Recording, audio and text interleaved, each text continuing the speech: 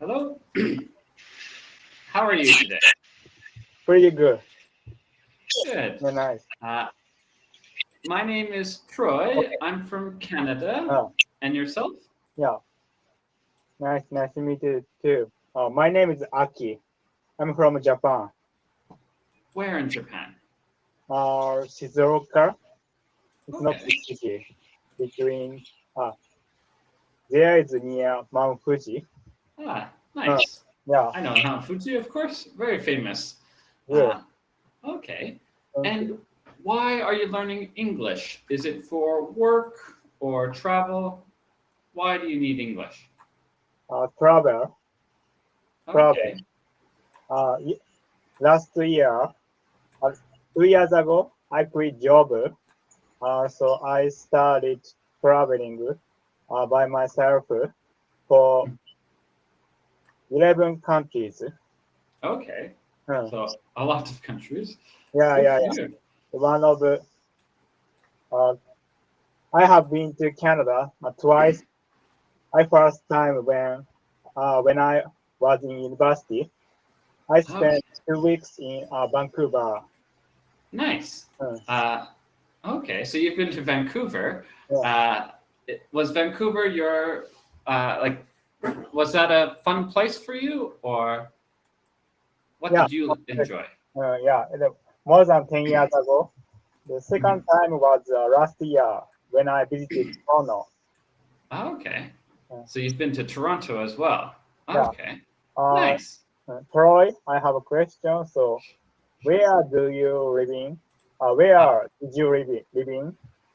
so I live in Vietnam now, but Uh, I used to live in northern Canada.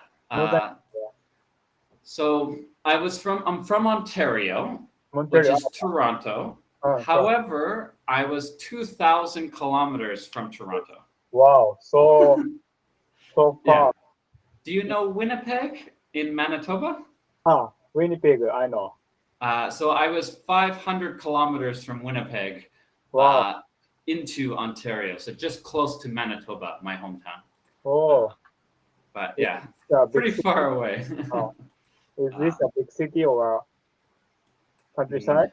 no, it was definitely the countryside. Oh, Uh, my hometown is um, 5,000 people, so wow. very, very tiny. uh, Your family, did you do? Do you do? say again? Oh, what your family do? So Oh, it was a mining town. when, However, my dad worked in the government, in the Ministry of Natural Resources, protecting nature, wow. and my mom was a nurse. Oh, So good. I wasn't in the mine or anything, but that was like the traditional job that most people did there. Nice. But Wow. yeah, not me. Uh, wow. Okay. Ah, Today, uh, I have some question for you. Mhm. So your profile. So you are you a were you a cook? Yep, I was a chef for Chef 12 years. 12 years. Wow. So Mhm. you worked in Japanese restaurant, Italian, French. So uh, out of cuisine. Yeah, it so sounds very nice and yum. Yeah, Yeah. fair. Um, Now, I would mention that my specialty was Japanese food, Oh, mainly. Mhm. oh, okay.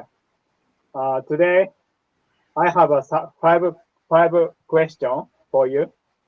Number one, what is the cooking style that has influenced you the most? Um,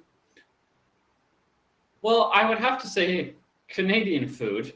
Oh, Um, Even though Canadian food is very basic, it's just meat and potatoes. uh, Um, it's the main reason I even started to cook and be a chef in the first place.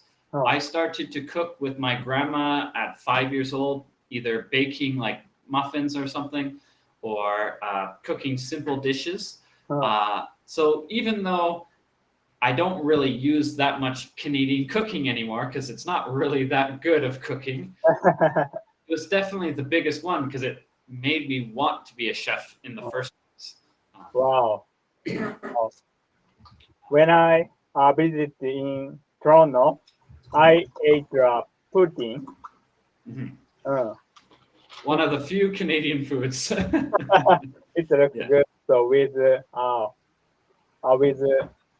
my friends, so watching NHL NHL Yeah, hockey, yeah, NHL. Yeah, NHL, yeah. So National Hockey League. National Hockey League, yeah.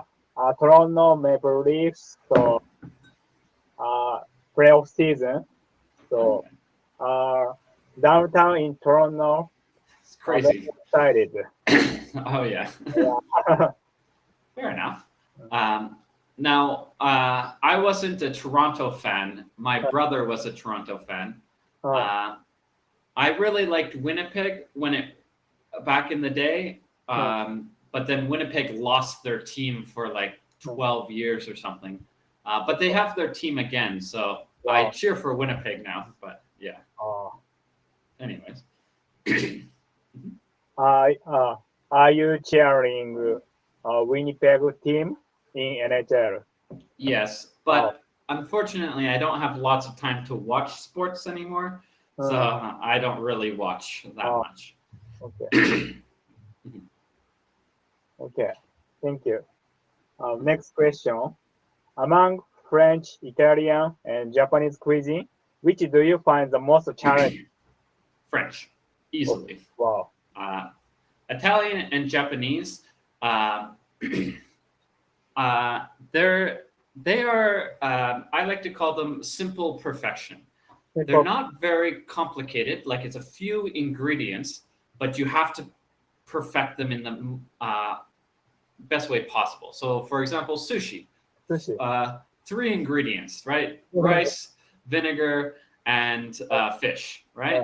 yeah. Um, so Awesome. it's really not that difficult to make sushi. It is difficult to make good sushi. I wouldn't say it's easy to make Yeah. good sushi, Uh, but with French cooking, it's a entire process. You're oh, taking many ingredients, processing them. It's very common in French restaurants to spend uh, like 80% preparing stuff, 20% cooking. wow. um, where in Japanese, it's like the opposite. It's like 20% preparing, 80% cooking. Yeah. Wow. That's a Uh, very interesting top tips. Wow. Nice. Now, with Italian, I would also mention I only worked in an Italian restaurant for 1 year, Uh, and all I really did was make pizza. pizza. So Uh, I'm mainly a baker now. I focus myself onto bread, cake, stuff like that. So pizza was like the easiest thing ever because it's just making dough and putting stuff on it. Other Italian food might be more difficult. For example, making specific sauces and stuff. But at least for pizza, the idea of it's pretty simple. But yeah. wow. Amazing. Oh. But yeah. So when you were living Vietnam, uh, what's the what's the what's the town? What's your now? What's the name in town? Oh, sorry, my city? Yeah, My city is called Kon Tum. It's Control. the Central Highlands. Central. Um, if you look at the map, it's really close to Cambodia and Laos. So it's like the Oh, middle of Vietnam, near the border with those two countries. okay. Thank you. So my other tutor living Vietnam, he said Mhm. so Ho Da Chi Nang, Minh, Da Da Nang, Nang, uh, Ho Chi Minh, or Hanoi are uh, the common ones, yes. uh, But I didn't come to Vietnam to teach. I came to Vietnam because of my wife. My wife is Vietnamese. This oh, is her hometown. oh, Um, but wow, yeah. good. Oh, we are uh, did they fall in love? Uh, so where did you meet her, or where did you? Yeah. So I met her in Vietnam Oh, in 2019. Before I opened my own business, I opened a bakery in Canada bakery. uh, in 2020. Oh, However, that was a very bad year, sadly. Um, but in 2019, I was traveling because once you have a business, it's very difficult to travel. oh, So I needed to go. I wanted to go to a place, but it had to be kind of cheaper. hmm, I really wanted to go to Japan because I had a lot of Japanese friends, but it oh, was going to be too expensive. uh, So I had a few other Vietnamese friends, and I decided Vietnam would be better. And my wife was like the translator for everyone. She speaks 6 languages. it's language. uh, so she speaks her local language. She's a minority group in Vietnam, Oh, similar to like Ainu people in Japan. yeah, Um, yeah. so Okay. she speaks Banar, her local language, Vietnamese, English, and Oh, then a little bit of French, a little bit of Chinese, and a little bit of Korean. oh, Um, and so that's how I met her. She was supposed to come to Canada, but COVID happened and we got separated. But I was eventually able to come back in 2021, oh, and then we got married and stuff. But yeah. wow. Very happy episode. Thank you. Wow, it's a bit of a silly story, but that's how it goes with COVID. Amazing. Okay. Mhm. Thank you for sharing this. Oh, next question also. What do you think is the most difficult step in bread making? Well, that depends on what bread you're making. There's Hmm, 3 styles of bread, hmm, 3 methods. hmm, There's straight dough method, hmm, sponge method, hmm, and sourdough hmm. method. Oh, Straight dough is the reason why it's called straight is you just throw everything in and that's it. So you put everything in, mix it, let it rise, punch it down, whatever. oh, Sponge dough is the in between of a straight dough and sourdough. oh, So what you do is you ferment the flour with a little bit of yeast and water the hmm, day before, and then the oh, next day you add more flour, yeast, and stuff, salt, whatever, to finish the bread. hmm, But it's basically the same as a straight dough after that. hmm, And then sourdough, you don't use any yeast, you use natural yeast in the water, in the air. So it's pretty complicated because you have to make a sour starter, hmm, which is flour, water mixed. hmm, Then the next day, you take away half, add more flour, water, take hmm, away half, add more flour, water, and you slowly build up the natural yeast in the natural. flour, Hmm, and that becomes your yeast. So hmm, then, whenever you make a sourdough, you take half of the starter, hmm, add flour and stuff to make your bread, hmm. and then you keep the other half to the side, add more flour and water so that it can keep going forever. Oh, Um, for example, in Europe, there's a few places, a few bakeries that have 200-year-old sour starters hmm. because you just keep it going forever and ever and ever. um, Never, never. so Hmm, for the challenging part, for straight dough, the only challenging part is the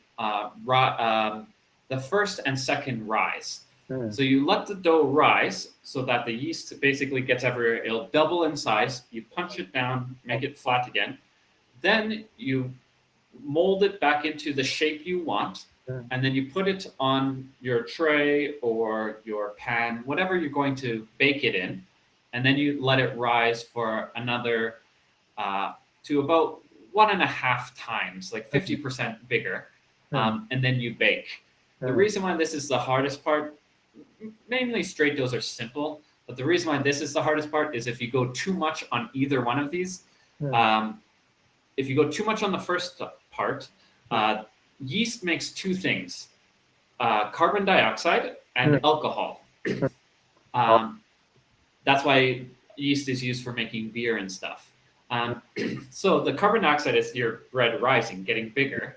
hmm, But at the same time, it's making alcohol. And if you let it rise too much, like let's say 3 times, a lot of the yeast is starting to die from its own alcohol.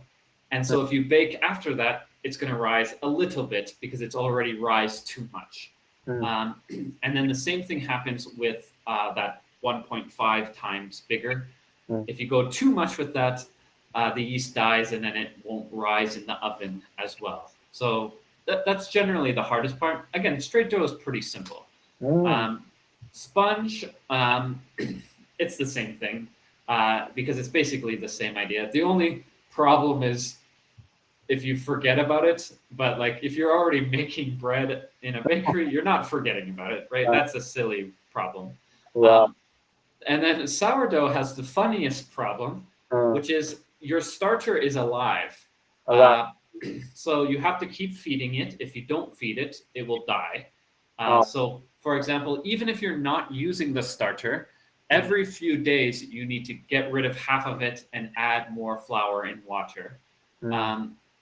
But another funny thing that has happened to me is your storage container needs to breathe. So like if you put it in a jar, it needs to have air coming in. So like little holes in the top.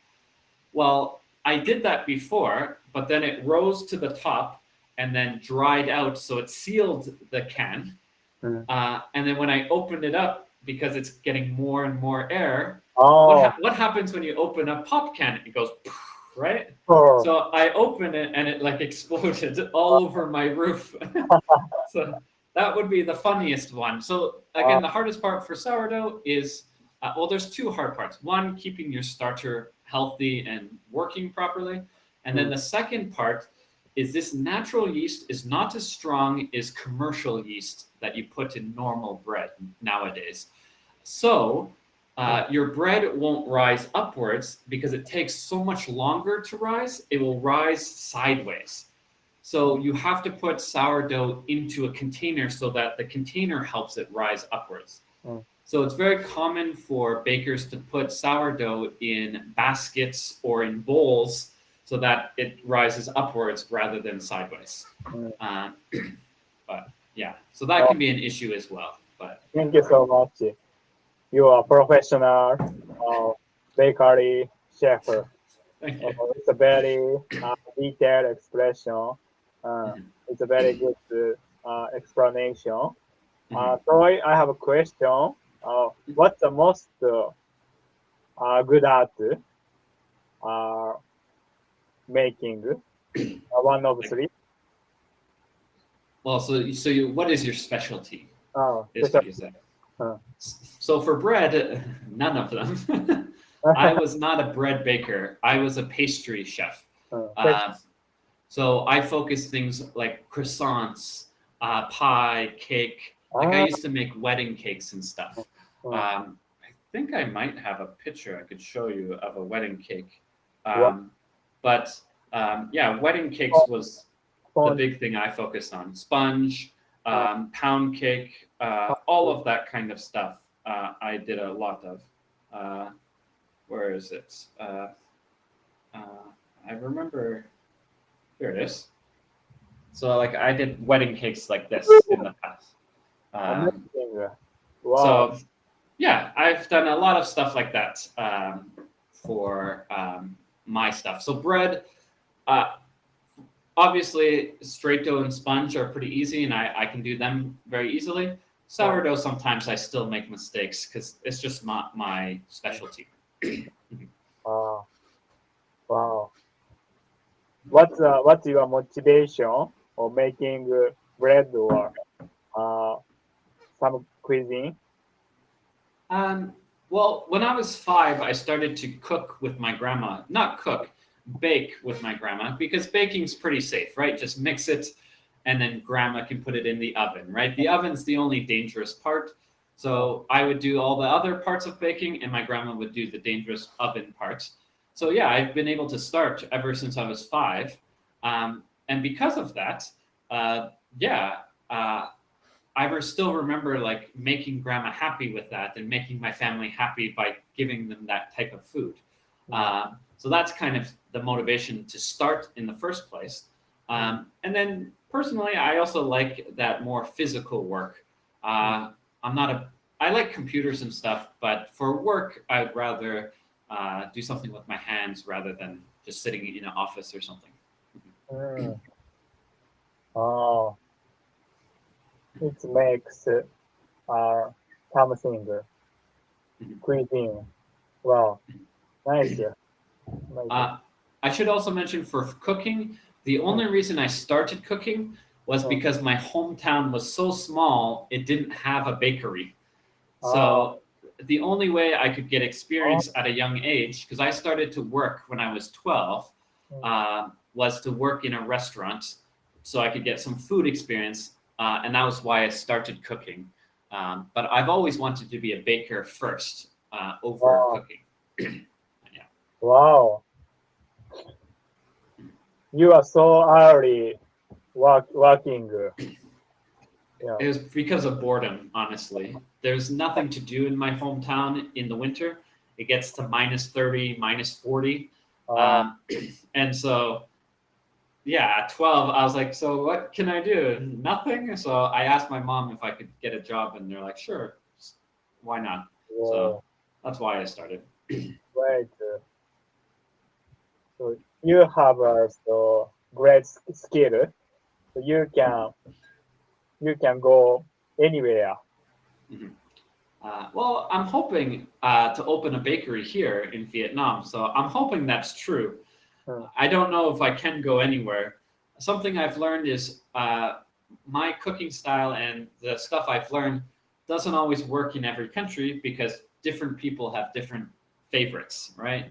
So, for example, a lot of Vietnamese people don't like the my baking style because it's too sugary. A lot of Canadians like sugar, but not Vietnamese. So I do have to change some recipes, but I'm hoping that I can eventually open a bakery here in Vietnam. Uh, you you changed so uh, part of sugar percent or anything else. Well, so in general, some recipes you can't do that. So I've had to just abandon some recipes for other recipes. So, for example, if I can't put a lot of like processed sugar into the dish, I need to get sugar from something else because sugar is very important in baking. It has a purpose. Um, so, for example, instead of doing like a chocolate cake, which uses a lot of sugar, I might make a mango cake or banana cake instead, because you can reduce a lot of the sugar because there's sugar in bananas and in mangoes, right? So that's like the main difference I've had to try. Wow, great.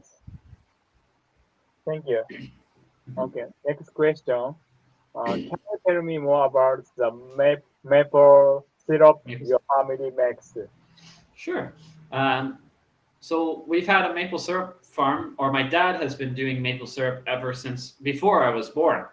He's been doing maple syrup for like 32 years. So 2 years before I was born, he started. And he was just doing it as a hobby. And technically, my grandma also did maple syrup when she was, because my grandma is a farmer. Um, and yeah, they had a little maple syrup area bush, but they were just making for the family. So Mm. making like 30 liters a year just for cousins and uncles and stuff.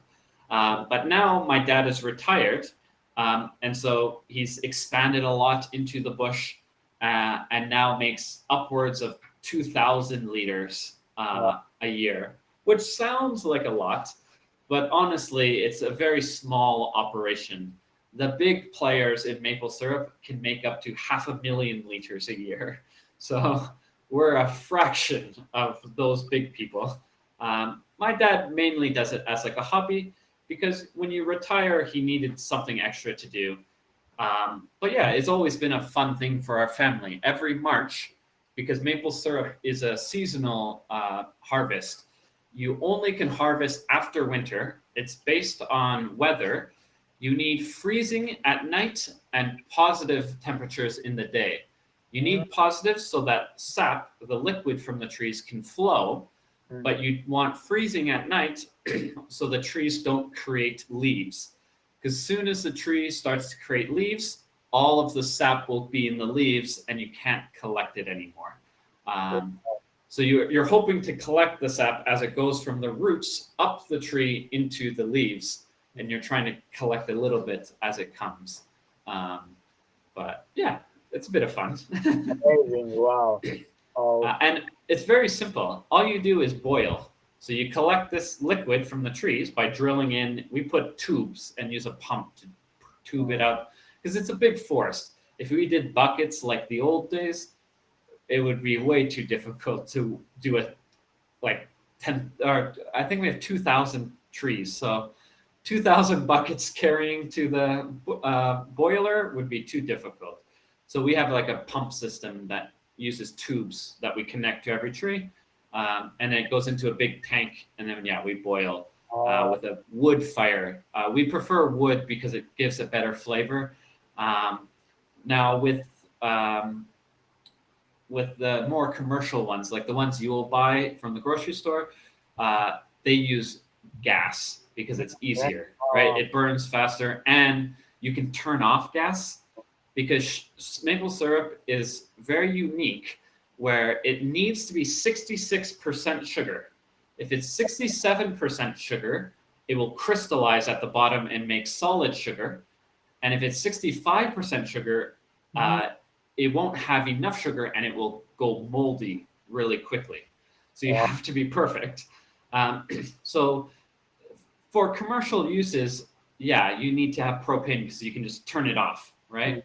Where with a wood fire, you can't turn off wood.